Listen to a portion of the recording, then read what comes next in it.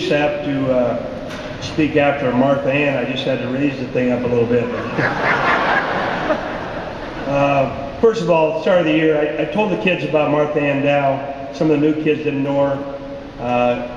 Both Nate and Josh went to China, and we got to go with Martha Ann and Gary and my wife and Mike Shell, and we had just a great time, and they really got to know her.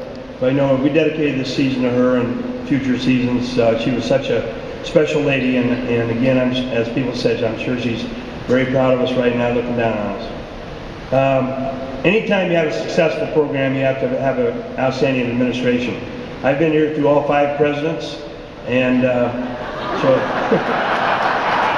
and before they even had sidewalks here, they had grass and everything. But I've been here the whole time, and we've had really great administrative help. And Dave's doing a real nice job as interim president, and also Joe Holliday, our media boss, is really supportive, and we appreciate all the administration. It's so important in sports to have people in the different financial aid offices, the missions office, places like that are supportive, and if you don't, you're in real trouble. But it's really been great. The other thing I like to thank is Mike Shell. He's really helped me. I used to be the athletic director here, and we go to Branson, and you're spending all your time paying for meals, doing this, doing that, checking kids in the hotel. He takes care of all that. All we have to do is coach the basketball team, and it really helps.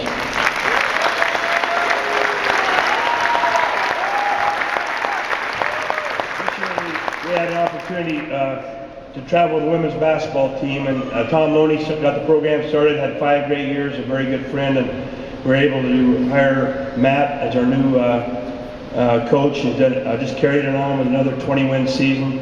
But I want to, 2 or 3 times, and the guys will vouch for this, I went in the dressing room, and I don't think the girls even knew this, but I said, hey guys, we got to play as hard as those girls did tonight. And I haven't done that very often, but I'll tell you what, it's something that, and I was very truthful to the guys when I said that.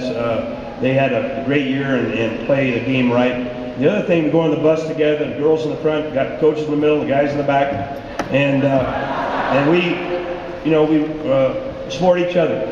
And it's great to have their parents there supporting us, and the girls supporting us after our game, and vice versa. It's worked out very well. I know there's 4 or 5 teams in the league that hate to travel together, they don't like each other, but it's real neat here. The other thing, our other teams at Oregon Tech, we have 7 or 8 other sports, and all those kids, nice here because everybody supports each other, and it's a great place, and that's why I'm still here.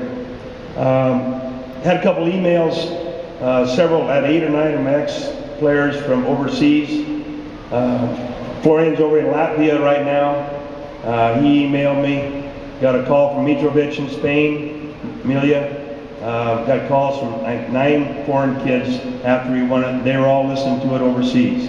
I know Josh and Ryan's parents are listening to games all the time or watching them on TV. And what a thrill for them to be that far away and still see their sons play basketball. So that's real special. This is the new technology now is so special to these parents when their kids go far away.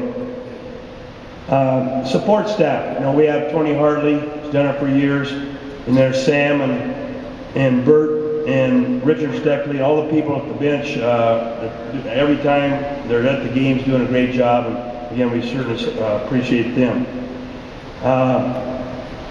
Sharon also, Hanson, who does our videos, just does it all the time, our scrimmages, and that's super too. But again, I just want to say to the coaches here we coach with, get along great, and it's nice to have that situation also. The news media.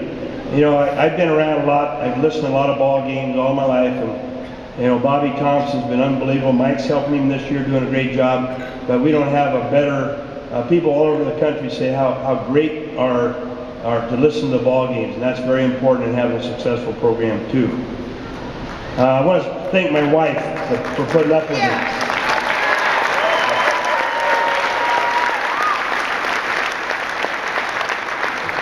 A few years back, we were playing Albertson College in a big game.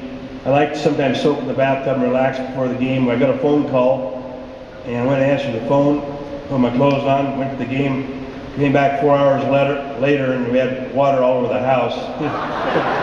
she was nice enough. We lost the game that night, didn't get mad at me, and that's pretty nice. And this past week, I can't sleep after wins. I mean, you play 5 games in 6 days and win them all. One night I slept 3 hours, another night 3 hours, and then before the Mid-American game, I didn't sleep at all. I just sit there, laid there staring at the ceiling. And the fact that one game, yeah, it was Mid-American, the one we zoned, yeah, that's, I was thinking too long because I came up with the wrong plan, but we got out of it quick. But I was so tired after the last game, and we had a little get together. We had to leave at 7 in the morning, so we got the kids back about 1 o'clock. I went in and talked to the coaches, and we were just talking about things, real excited. Mike Shell came by and says, "Coach, I need your keys. I need to fill the gas up so we don't have to do it in the morning so we can get out of here by 7. I said, "Sure." I didn't have my keys, so I thought, gosh, I must have left them in the car. So we went down around the hotel, came out.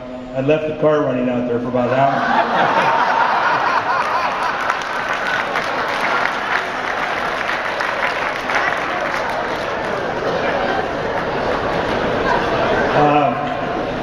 I also want to mention this past year we lost several people besides Marpe and were great supporters of the program. I can't name them all. We also have a young man, I don't know if you know Brian Campbell, a young man who has a walker, walks over to the concession stand, sits over here.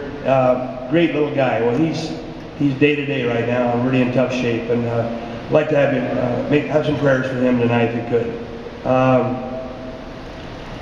As far as my coaches, I'll tell you, I'm really blessed to have some great people.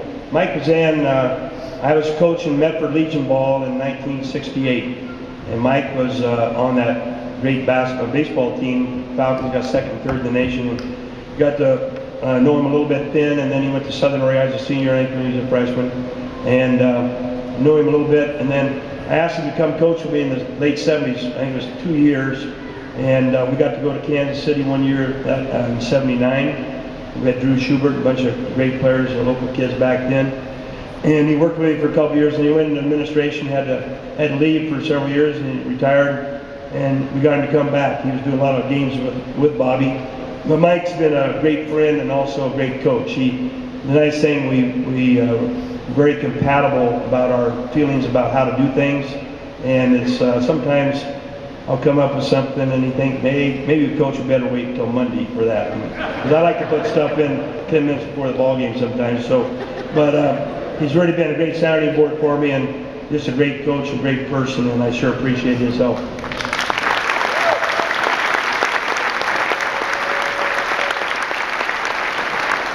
I'm also very fortunate to have 2 other young men who played for me, Aristide Agnamel and Tim Bruner. They were 2 Oregon Tech guys.